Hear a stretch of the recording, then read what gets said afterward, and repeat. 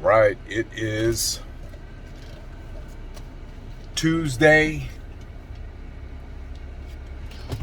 July 7th, 2021. It's 5:56 a.m. I'm on my way to the gym right now. Me and my wife, we were driving from a furniture store yesterday, and went inside. We need to buy a bed, and we filled out. I wanted to do a 90-day same as cash. I could have paid for it, but I wanted to do a 90-day same as cash because I had some other household expenses that I wanted to take care of, and I knew I had money allotted for that. Either way, not a big deal. I sat down and I said, hey, I'd like to do 90 days same as cash. He said, sure, no problem. Basically, we'll give it everything to you. Pretty much give it to you interest free. And 90 days, you just pay it. No big deal. You can pay it off before then, interest free. Not a big deal. Great. You give me the furniture, I pay you in 90 days. Sounds like a good deal. So he says, just scan this QR code on this piece of paper. Scan the QR code on the paper, and it will take you to an application you can fill out. It's really quick. We're not running your credit. Just want to look at your history. Sure, no problem. I fill it out, and I go to hit submit, and it says email incomplete. I look at it, looks like my normal email, so I undo it, put the email back in there, hit submit, and it says birth date wrong. Pull the birth date out, put the birth date back in. Maybe I forgot my birthday. Maybe I don't know when I'm born. I don't know. Take it out, hit submit. It says put the birth date back in there. So I do that about 2 more times. Not frustrated, not upset. I know everything works. Everything works in God's timing.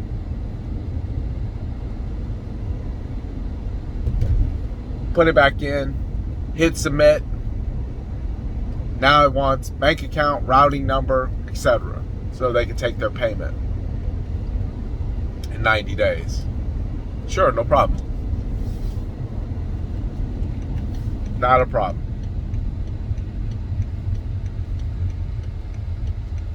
Fine, my wife gives me the routing number, the account number. I put that information in. It won't let me hit submit. It won't let me hit submit. It makes me take all the information out, re-enter it back in. Finally, it lets me hit submit. Then 2 seconds, approved. No problem. Approved. Excellent. I say we'll take that and that. When can you have it delivered? Well, we'll have it delivered by Friday. Not a problem. Can you get it there sooner? No. Not a problem. Good to go. All right, just need you to sign this, go up to the front. They'll finish it off. You're good to go. All right, sounds good. Get up to the front.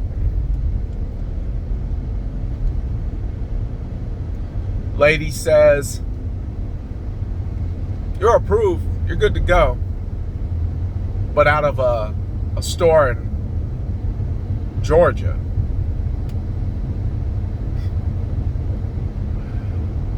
Would you like to reapprove? Would you like to reapply?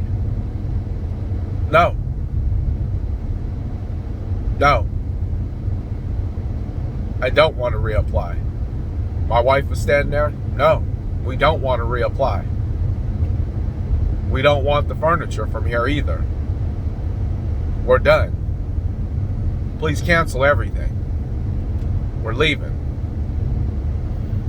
Now, it wasn't that we did not like the furniture. loved the furniture. It's exactly what we wanted. What we didn't like was that it didn't go the way that it was supposed to go.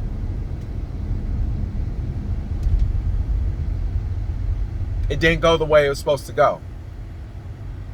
And I was mad. I was mad because I felt like my time was wasted and that they should have had their act together. They should have had everything together better than the way they did. And they didn't. And so we just felt like it wasn't meant to be.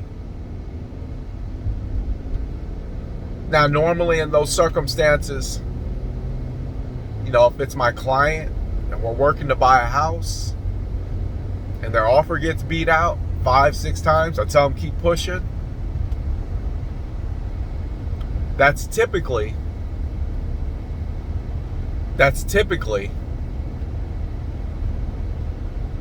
because I know that the reward behind purchasing a home is so big.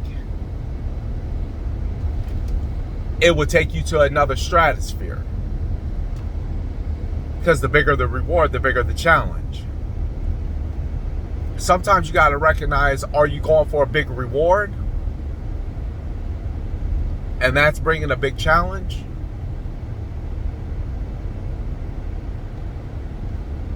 Are you being denied because this isn't the right situation? How do you identify the two? It comes down to how you feel. Do you know it's right? Or do you know it's wrong?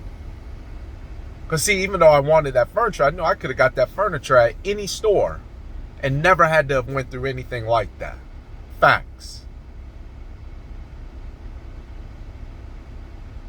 So I knew that that wasn't the company that we needed to do business with.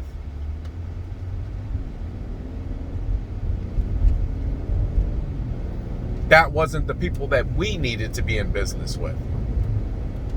And so when me and my wife got out, I think we had to stop at another store right across the street. I had something I needed to take back. And I went inside, took it back, came back out to the car, and we prayed. And we prayed.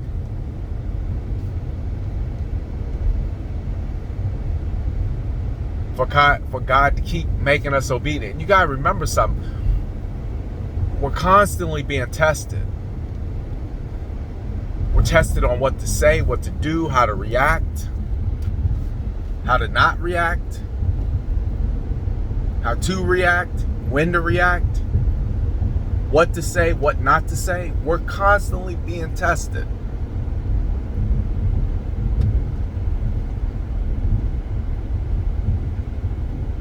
Constantly.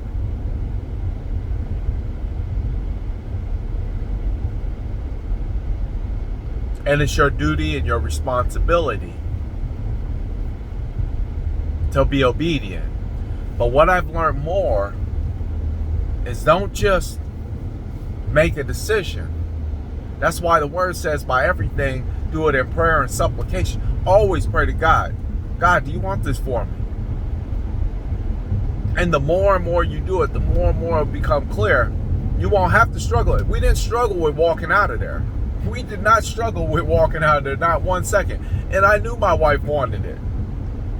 I wanted it. Damn it, I needed it. But not like that.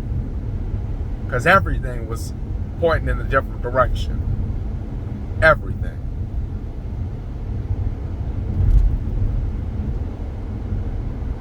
And now he said, all right, now go back today. Not there. He already told me another place. Go there and go get it. And you'll get a better deal.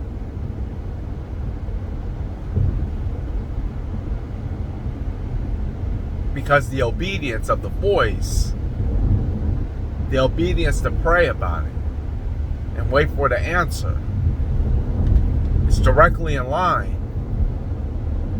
with what we want and what we need. So heaven isn't just something that you get when you die.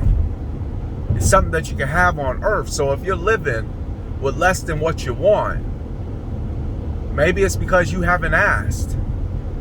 Maybe you haven't made your request known. And now you're looking around, you're saying, I'm living with the kind of body I don't want. Dude, I wake up, I look in the mirror. I wake up sometimes, look in the mirror to see if I was dreaming about abs. And they're there. And now I take care of my body. Because God has given me something great.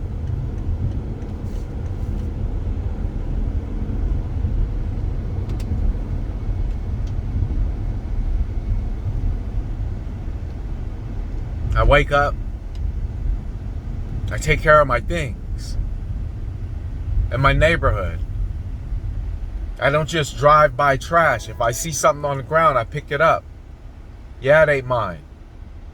But it's my neighborhood. And maybe if I do the right thing, my neighbor might see me doing it, and then they might do it. And then if somebody might see them doing it, then somebody else might do it. And then you never know that your good behavior and your good habits might cause somebody else to have good behaviors and good habits.